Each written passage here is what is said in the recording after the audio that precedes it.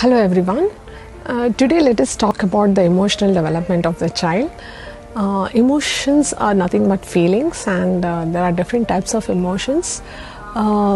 We can introduce these emotions whenever the child is, the name of the emotions are very important to be introduced. So this can be done whenever the child is going through different types of emotions by naming them. At the same time, we can use flashcards for naming the different types of emotions. We can use different types of puppets drawn with the different emotions that can also be used as to name the different varieties of emotions.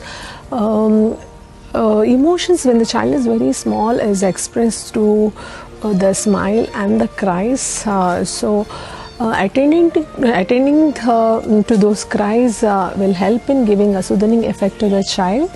As the child grows older and the language gets developed, and when the child starts expressing the emotions, the naming and acknowledging the emotions becomes a very important part of emotional development.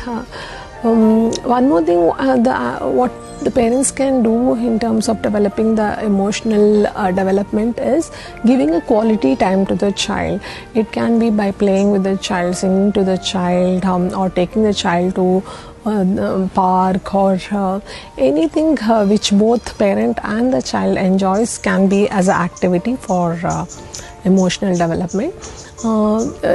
The other important part of emotional development is active listening, communication. So it might be both the parent and the child having active communication in terms of talking, or it can be in terms of when the parent is talking, the child listening. At the same time, when the child is talking, and the parent active listening plays a very important role.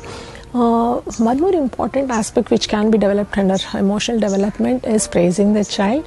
Catching them doing right is very important, and once we catch them doing right, it is praising the child, praising with what the child has done and with the variation is very important.